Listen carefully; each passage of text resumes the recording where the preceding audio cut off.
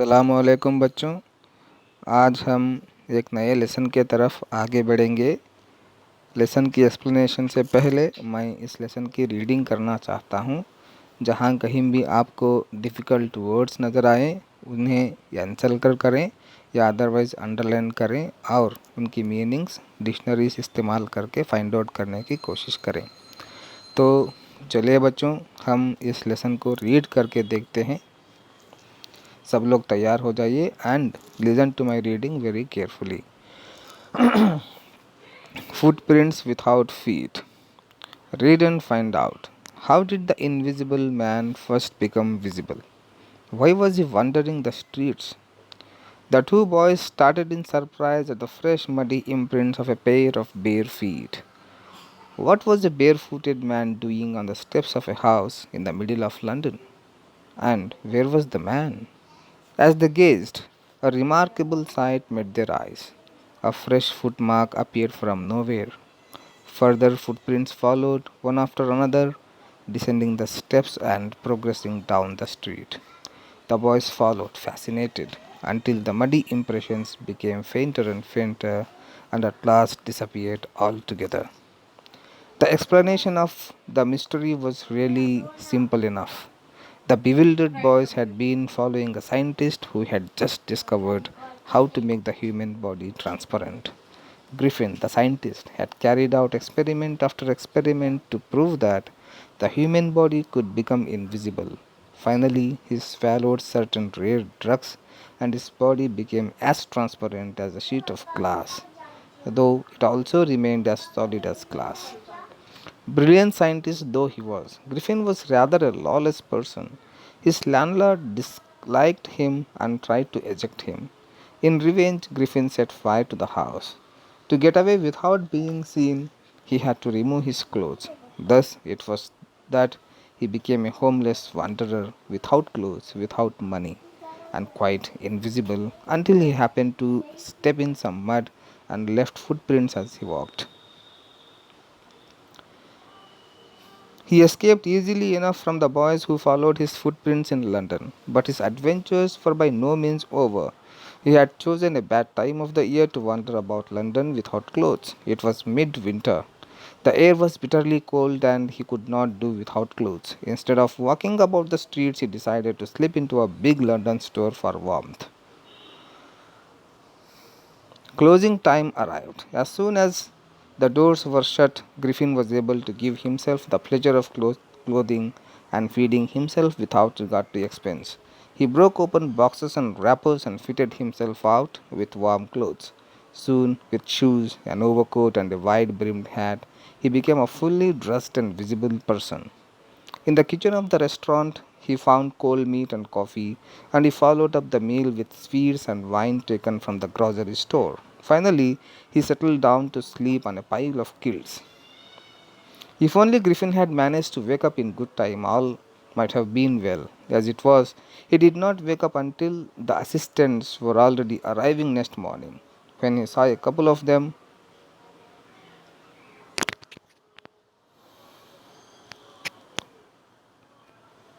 approaching, he panicked and began to run.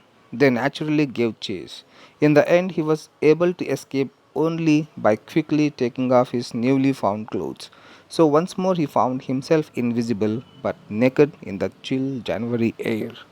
This time he decided to try the stock of a theatrical company in the hope of finding not only clothes but also something that would hide the empty space above his shoulders. Shivering with cold, he hurried to Drury Lane, the center of the theatre world. He soon found a suitable shop.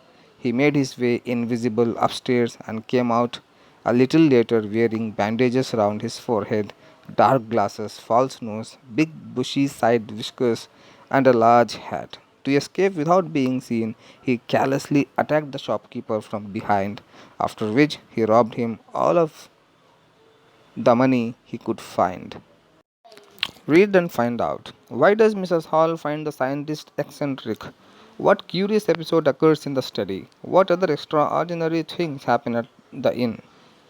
Eager to get away from crowded London, he took a train to the village of Iping, where he booked 2 rooms at the local inn. The arrival of a stranger at an inn in winter was in any case an unusual event. A stranger of such uncommon appearance set all tongues wagging. Mrs. Hall, the landlord's wife, made every effort to be friendly, but Griffin had no desire to talk and told her, "My reason for coming to Iping is a desire for solitude. I do not wish to be disturbed in my work. Besides, an accident has affected my face." Satisfied that her guest was an eccentric scientist, and in view of the fact that he had paid her in advance, Mrs. Hall was prepared to excuse his strange habits and irritable temper. But the stolen money did not last long, and presently Griffin had to admit that he had no more ready cash. He pretended, however, that he was expecting a check to arrive at any moment. Shortly afterwards, a curious episode occurred. Very early in the morning, a clergyman and his wife were awakened by noises in the study. Creeping downstairs, they heard the chink of money being taken from the clergyman's desk. Without making any noise and with a poker grasped firmly in his hand, the clergyman flung open the door. "Surrender!"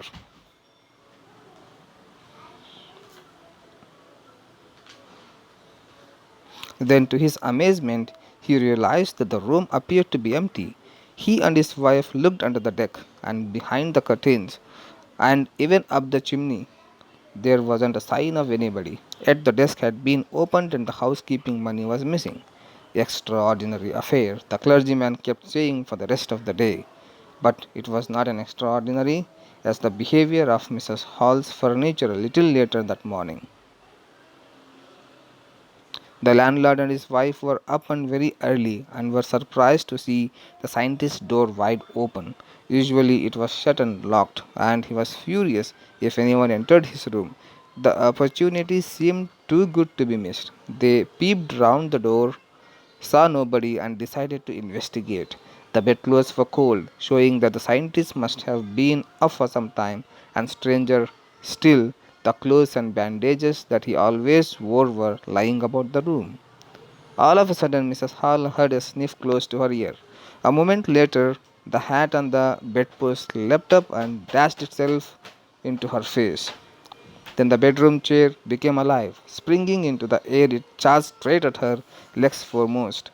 As she and her husband turned away in terror, the extraordinary chair pushed them both out of the room and then appeared to slam and lock the door after them. Mrs. Hall almost fell down the stairs in hysterics. She was convinced that the room was haunted by spirits and that the stranger had somehow caused these to enter into her furniture. "My poor mother used to sit in that chair," she moaned, "to think it should raise up against me now." The feeling among the neighbors was that the trouble was caused by witchcraft, but witchcraft or not, when news of the burglary at the clergyman's home became known, the strange scientist was strongly suspected of having had a hand in it. Suspicion grew even stronger when he suddenly produced some ready cash, though he had admitted not long before that he had no money. The village constable was secretly sent for. Instead of waiting for the constable, Mrs. Hall went to the scientist, who had somehow mysteriously appeared from his empty bedroom. "I want to know what you have been doing to my chairs upstairs," she demanded, "and I want to know how it is you came out of an empty room and how you entered a locked room." The scientist was always quick tempered. Now he became furious. "You don't understand who or what I am?" he shouted. "Very well, I'll show you." Suddenly he threw off bandages, whiskers, spectacles, and even nose. It took him only a minute to do this. The horrified people in the bar found themselves staring at a headless man. Mr. Jaffers, the constable, now arrived and was quite surprised to find that he had to arrest a man without a head. But Jaffers was not easily prevented from doing his duty. If a magistrate's warrant ordered a person's arrest, then that person had to be arrested with or without his head. There followed a remarkable scene as the policeman tried to get hold of a man who was becoming more and more invisible as he threw off one garment after another. Finally, a shirt flew into the air, and the constable found himself struggling with someone he could not see at all. Some people tried to help him but found themselves hit by blows that seemed to come from nowhere. In the end, Jaffers was knocked unconscious as he made a last attempt to hold on to the unseen scientist. There were nervous, excited cries of hold him, but this was easier said than done. Griffin had shaken himself free, and no one knew where to lay hands on him. H.G. Wells. बच्चों, इस reading को 1 से 4 मरतबा सुन लें और difficult words को encircle और underline करें और उनकी मीनिंग्स ढूंढने की कोशिश करें। इसके बाद के वीडियो में मैं इस लेसन का एक्सप्लेनेशन आपको करूँगा।